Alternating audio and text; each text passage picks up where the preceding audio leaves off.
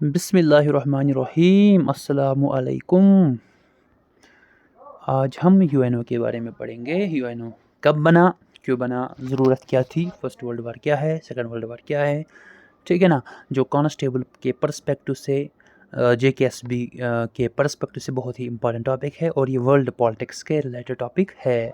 और हमारे कांस्टेबल के सिलेबस में दिया हुआ है यूएनओ, वीटो पावर, वीटो, हाँ, number of countries, principal organs of UNO and their functions, उसके फंक्शंस। सार्क के बारे में है, आसियान के बारे में है, दिया हुआ है सिलेबस में। सार्क जैसे SAARC SAARC, SAARC ASEAN ASEAN, ठीक है ना।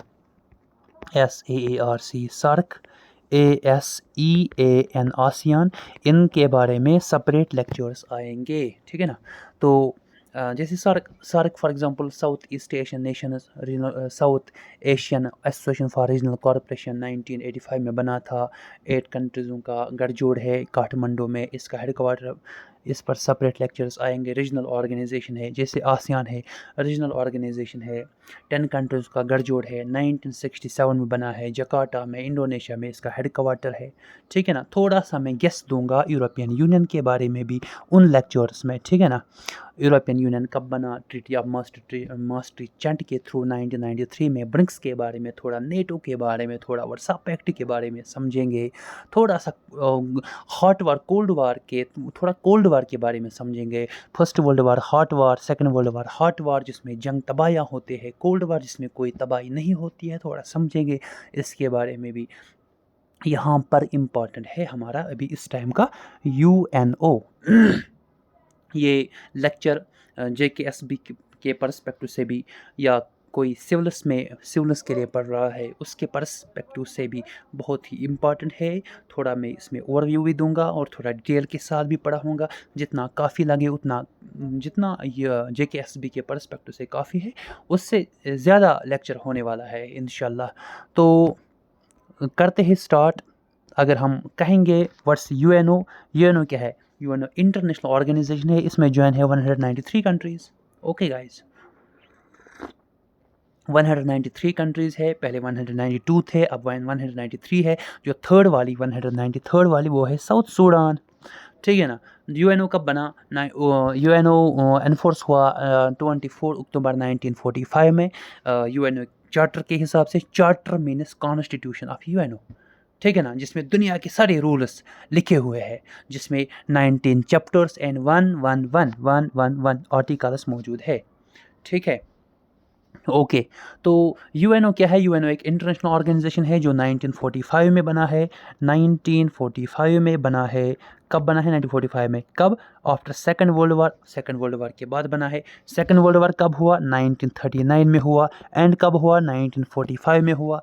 सेकंड वर्ल्ड वार में जो डिस्ट्रैक्शन, तबाहियाँ हो गई, chaos and disorder, dismantle society बहुत ही तबाह कुन हो गई, loss of property, loss of lifes हो गए, मिलियनों में लोग मर गए। तो उस चीज़ को थोड़ा सा कंपनसेशन के लिए, उस चीज़ को थोड़ा ठीक करने के लिए, उस चीज़ को थोड़ा सेटल करने के लिए, और दुनिया में थर्ड वर्ल्ड वार ना हो जाए उस, ये करने के लिए, यानी कि दुनिया में थर्ड वर्ल्ड वार इसके बाद ना हो पाए, उस दुनिया के सारे कंट्रीज़ों को कंट्रोल करने के लिए, ताकि वो थर्ड वर्ल्ड वार न करे, उसके लिए बन गया यूएनओ। यूएनओ का मोटो क्या है? नो सुकरेज of war for future. Future में कोई और बड़ी जंग नहीं होगी। छोटे छोटे जंग तो चलते रहते हैं, लेकिन बड़ी जंग, वर्ल्ड वार ना हो पाए, तो इसके लिए क्या बना है? यूएनओ। तो यूएनओ क्या है फिर? कंट्रोलिंग बॉडी है। किसको कंट्रोल करता है? दुनिया को। कितने कंट्रीज़ को? 193 और इससे ऊपर कंट्रीज़ को कंट्रोल करती है, ताकि वो थर्ड वर्ल्ड वार ना करे। ओके, दुनिया में फर्स्ट वर्ल्ड वार जब हुआ, देखो सबसे पहले दुनिया में पीस था, ठीक है ना। फिर दुनिया में वार हो गया। पहले दुनिया में पीस था, फिर दुनिया में वार हो गया। पीस था तो उस वक्त कोई लड़ाई नहीं हुई थी, तो फिर जंग हुई थी फर्स्ट वर्ल्ड वार 1914 में। 1914 में क्या हुआ? थोड़ा मैं बैकग्राउंड समझा दूंगा। ये देखो यहाँ पे 1914, ओके। 1940 से लेकर के 1919 तक, यहाँ तक दुनिया में कोई बड़ा जंग नहीं हुआ था। लेकिन 1914 से लेकर के 1919 में क्या हुआ? 4 साल का जंग हुआ, बहुत ही बड़ा जंग हुआ, जिसमें दुनिया के बहुत सारे कंट्रीज़ इस साइड भी थे जिसका नाम था एलाइड पावर, और इस साइड भी थे दुनिया के बहुत सारे कंट्रीज जिसका नाम था central power. Central powers, allied powers. जंग छिड़ गया versus central powers versus allied powers. Central powers versus allied powers, जंग जब छिड़ गया तो बहुत सारे कंट्रीज एलाइड पावर्स में कौन अच्छा, एलाइड पावर्स का और एक नाम है एंटिटी पावर्स, एंटिटी पावर्स। इसमें कौन था? फ्रांस था, रशिया था, ब्रिटेन था, यूएसए था। फ्रांस था, रशिया था, ब्रिटेन था, यूएसए था इस ग्रुप में, यानी इस ग्रुप में, ठीक है ना। सेंट्रल पावर्स में कौन थे? एम्पायर्स थे, एम्पायर्स। जर्मनी था, ऑस्ट्रो हंगरी था, ऑटोमन एम्पायर था इसमें, यानी कि इस ग्रुप में। ओके, तो जंग छिड़ गया, दुनिया में चॉस एंड डिसऑर्डर हो गया, डिसमेंटल हो गया, तबाह हो गए हमारी सोसाइटी, हमारी दुनिया, पूरा दुनिया तबाह हो गया। जंग के वजह से लॉस ऑफ प्रॉपर्टी और लॉस ऑफ लाइफ्स हो गए। तो अब इस चीज़ को ठीक करना था, ठीक करने के लिए लीग ऑफ नेशंस आ गया। कब आ गया लीग ऑफ नेशंस? 1920 में आ गया। और लीग ऑफ नेशंस का मकसद, मोटो मीन्स एम्बिशन, यानी कि मकसद था लीग ऑफ नेशंस का, लीग ऑफ नेशंस का मकसद था, दुनिया में जो हुआ सो हुआ, लेकिन सेकंड वर्ल्ड वार नहीं होना चाहिए, सेकंड वर्ल्ड वार नहीं होना चाहिए। तो बाद में क्या हुआ? लीग ऑफ नेशंस कुछ टाइम तक रहा, इसने काम किया, लेकिन उतनी स्ट्रॉन्ग ऑर्गेनाइजेशन नहीं थी जितनी यूएनओ है। ओके, तो इसने कुछ टाइम तक काम किया, तो फिर क्या हो गया? धीरे धीरे हो गया सेकंड वर्ल्ड वार हो गया। 1939 से स्टार्ट हो गया, 1945 में इसने रुकने का नाम लिया। तो जब सेकंड वर्ल्ड वार हो गया तो लीग ऑफ नेशंस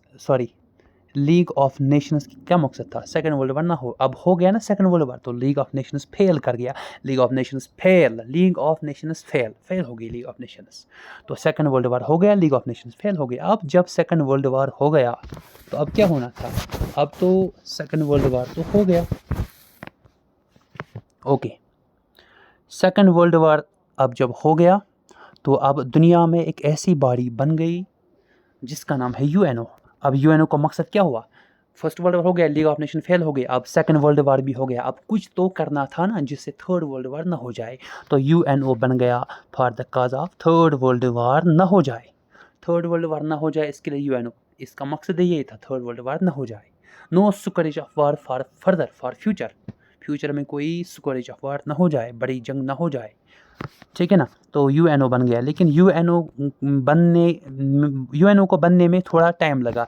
यूएनओ जब सेकंड वर्ल्ड वार हो गई ना 1939 में, उसी वक्त 1941 में दुनिया के बड़े बड़े कंट्री जाग गए, और इन्होंने 1941 से ही 1945 तक इन्होंने ये जो सफ़र है ना, इस सफ़र में, इन ईयर्स में इन्होंने यूएनओ की संगी बुनियाद डाली, यूएनओ की फाउंडेशन की। 1941 में मीटिंग हुई, 1942 में मीटिंग हुई, 1943 में, 1944 में, अल्टीमेटली 1945 में मीटिंग हुई, और अल्टीमेटली बनते बनते बनते बनते बन गया 1945 में बन गया यूएनओ। 1945 में क्या बन गया? यूएनओ। Got it? इतना तो आ गया समझ। तो 1945 में बन गया यूएनओ। लेकिन यूएनओ बनने के लिए इसके बैकग्राउंड में बहुत सारे कॉन्फ्रेंसेस हो गए। तो थोड़ा मैं बोलूँगा सेकंड वर्ल्ड वार, ये भी पढ़ना है हमें। Organs of UNO, United nation general assembly, UNSC, economic and social council, international court of just, secretariat, trusteeship council, ये ऑर्गन्स है, यूएनओ के ऑर्गन्स है, ठीक है ना, यूएनओ के ऑर्गन्स है। ओके, सेकंड वर्ल्ड वार पर थोड़ा नज़र डालेंगे। सेकंड वर्ल्ड वार देखिए, second world war allied powers और एक्सिस पावर्स के दरमियान हो गया। फर्स्ट वर्ल्ड वार क्या हो गया? First world war allied powers और सेंट्रल पावर्स के दरमियान है। सेकंड वर्ल्ड वार क्या है? एलाइड पावर्स और एक्सिस पावर्स के दरमियान है। और यहाँ पे क्या है? BFUUC, यानी कि ब्रिटेन, फ्रांस, USA, USR और C मीन्स चाइना, ठीक है ना। B Britain, F France, U USA, USR, USSR, USSR, इसको हम आज कहते हैं रशिया, जहाँ का व्लादिमीर पुतिन, जहाँ का वो है ना व्लादिमीर पुतिन, ठीक है ना, व्लादिमीर पुतिन की कंट्री यानी कि रशिया। उसको पहले क्या कहा जाता था? 1991 से रशिया को कहा जाता था USSR। 1991 के बाद क्या हुआ? इसका नाम पड़ गया रशिया। उसका कुछ रीज़न है।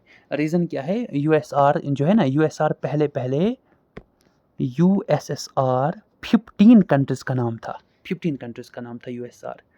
तो यूएसआर की फुल फॉर्म क्या है? Union of Soviet socialistic Republic. ये कुछ और अलग कहानी है, कोल्ड वार में पढ़ेंगे कभी, अगर था कभी सिलेबस में तो उस टाइम देखते हैं, ठीक है ना। तो USR union of south socialistic Republic, socialistic Republic 15 countries का गठजोड़ था, जिसमें एस्टोनिया, लिथुआनिया, लाटविया, अज़रबैजान, जैसे कज़ाकिस्तान था, यूक्रेन था इसमें। तो 15 कंट्रीज़ का एक गठजोड़ था। फिर लास्ट में क्या हुआ, 1991 में कोल्ड वार ख़त्म हो गया, फिर यूएसआर भी बिखर गया, यूएसआर से निकल गए ये सारे कंट्रीज़ और एक ही कंट्री बची जिसका नाम है रशिया। तो वही रशिया है आज, ठीक है ना। लेकिन यहाँ पर हम रशिया नहीं कहेंगे, यहाँ पर हम कहेंगे यूएसआर, क्योंकि इस वक्त यूएसएसआर ही था वो।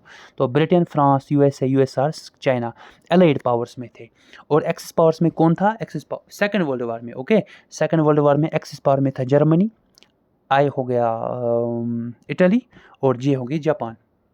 आपने सुना होगा यूएसए ने जापान के ऊपर एटम बम्स डाले हिरोशिमा और नागासाकी के सिटीज़ पर। फिर सेकेंड वर्ल्ड वॉर उसी टाइम एंड हो गया, ठीक है ना। और बम्बस का नाम था little boy and fatty man, जो ड्रॉप किया गया जापान के ऊपर हिरोशिमा और नागासाकी, हिरोशिमा पर, नागासाकी पर। Got it. तो इसके साथ ही सेकेंड वर्ल्ड वॉर की इख्तितामी पजीर होता है, यानी कि ख़त्म होता है सेकेंड वर्ल्ड वॉर। बने रहो, ओके।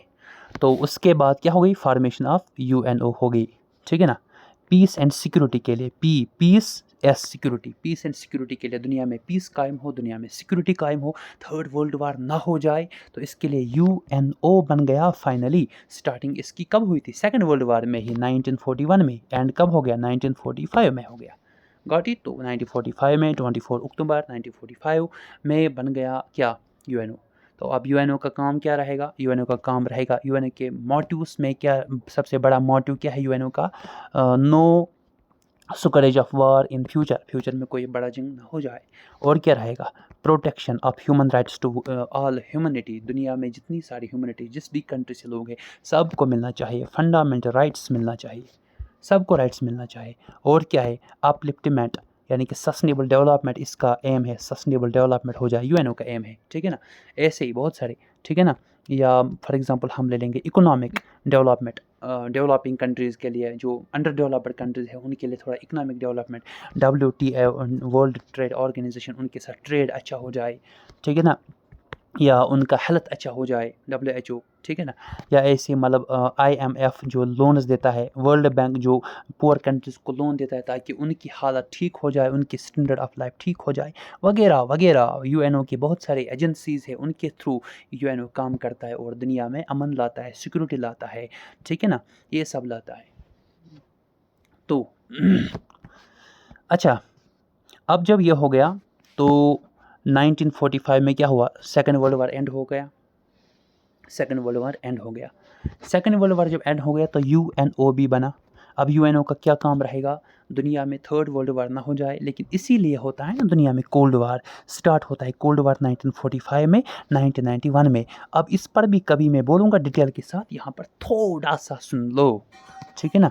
देखो, यूएसए और यूएसएसआर जो इस एलाइड पावर्स में है, एलाइड पावर्स में यूएसए और यूएसआर, जब सेकेंड वर्ल्ड वार ख़त्म हो गया, यूएस और यूएसआर जो है, यूएस और यूएसआर, इन दोनों को आपस में दुश्मनी हो गई। दुश्मनी जब हो गई तो इन्होंने बहुत सारे कंट्रीज़ आपस में मिला ले, इसके साथ बहुत सारे कंट्रीज़ इसके साथ मिला ले। तो इन दोनों में यूएस और यूएसआर के दरमियान, कैपिटलिस्ट एंड कम्युनिस्ट, इनके दरमियान क्या हो गया? जंग स्टार्ट हो गया। उसी जंग का नाम पड़ गया कोल्ड वार। क्यों? क्योंकि यूएनओ का कंट्रोल इस पर भी था और इस पर भी था, ठीक है ना, इस पर भी था और इस पर भी था। इसलिए इनका जो जंग है ना वो कूल ही रहा, हॉट नहीं हुआ। जंग क्या रहा? कूल ही रहा। कब से कब तक? 1945 से 1991 तक, यानी कि 45 ईयर्स तक जंग कूल रहा, हॉट नहीं हुआ। कूल भी नहीं रहा, थोड़ा हॉट भी हुआ कहीं कहीं पर, जैसे क्यूबन मिसाइल क्राइसिस है, ठीक है ना, कोरियन क्राइसिस है, वियतनाम क्राइसिस है, उनके बारे में कभी पढ़ेंगे। लेकिन इस टाइम आप समझो कूल ही रहा, हॉट नहीं हुआ, यानी कि थर्ड वर्ल्ड वार नहीं होने दिया। किसने? यूएनओ ने। यही है वो यूएनओ जिसने थर्ड वर्ल्ड वार होने नहीं दिया। इसलिए क्या हुआ? इसलिए दुनिया में कोल्ड वार ही रहा 1945 से 1991 तक, ठीक है ना। अभी थोड़ा हम बैकग्राउंड में जाएंगे।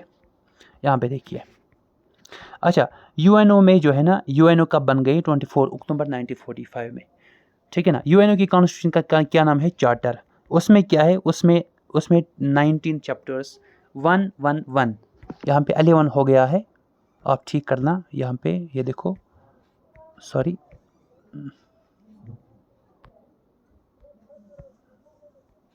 यहाँ पे 111 है, ठीक है ना, 111 आर्टिकल्स। ओके, यूएनओ जो है ना, अच्छा, यूएनओ की जो टर्म है, यूएनओ की जो टर्म है वो किसने कॉइन किया है? यूएनओ की टर्म किसने कॉइन किया है? रूसवेल्ट।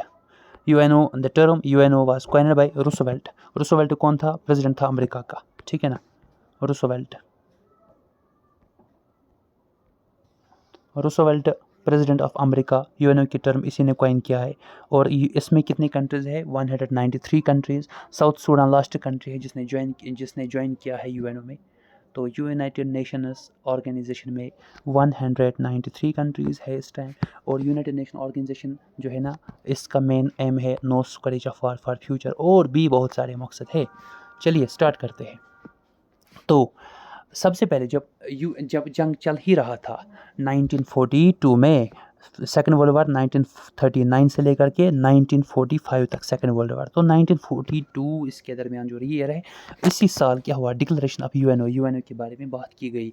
और 26 कंट्रीज़ ने क्या किया? उन्होंने ग्रैंड एलायंस बनाए, ग्रुप बनाया ताकि वो एक्सिस पावर को खदेड़ देंगे, एक्सिस पावर को दुला देंगे, एक्सिस पावर को मारेंगे। तो एक्सिस पावर, लास्ट में एक्सिस पावर सरेंडर कर रहा है, एक्सिस पावर ने लॉस किया और एलायंस पावर ने विन किया, लेकिन जंग से तबाही हो ही गया।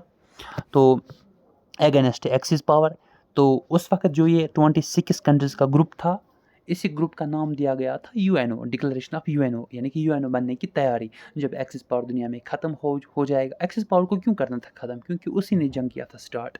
जर्मनी है ना, जर्मनी, तो जर्मनी में जो था हिटलर था, उसी ने स्टार्ट किया था जंग।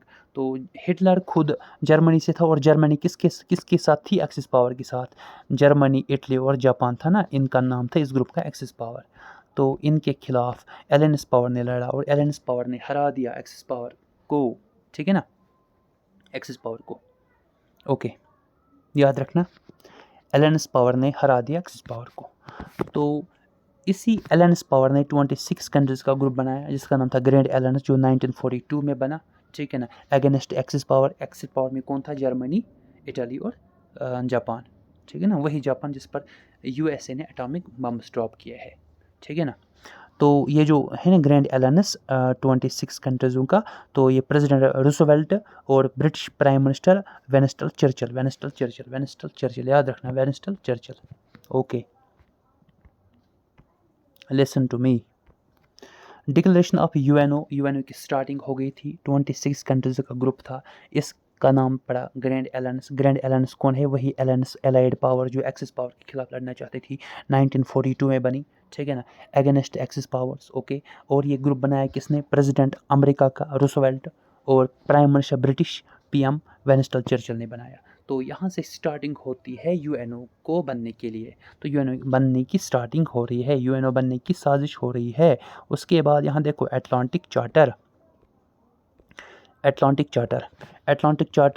अटलांटिक ओशन में मीटिंग की जाती है और कहा जाता है हम यूएनओ के लिए एक कॉन्स्टिट्यूशन बनाएंगे, और वही रूल, वही लॉज दुनिया पे चलेंगे फिर। तो ये अटलांटिक चार्टर 1941 में वही रूसवेल्ट और प्राइम मिनिस्टर विंस्टन चर्चिल इसने बनाया, ठीक है ना।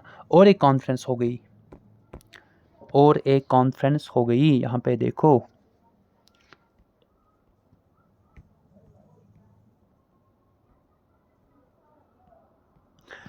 और एक कॉन्फ्रेंस 1920 अगस्त 21 अक्टूबर 7 1944 डम्बर्टन ओक कॉन्फ्रेंस, जो वाशिंगटन डीसी में है, ये कॉन्फ्रेंस वहाँ पे हुई थी, और यूएनओ की बात की गई, यूएनओ के बारे में स्टेप उठाया गया है। तहरीन कॉन्फ्रेंस जो 1 दिसंबर 1943 में ईरान में किया गया है। तहरीन कॉन्फ्रेंस कहाँ पे हुआ? ईरान में। कब हुआ? 1 दिसंबर 1943 में। और इसमें बड़े लीडर 3 थे। एक था जोसेफ स्टालिन, यूएसएसआर का जोसेफ स्टालिन,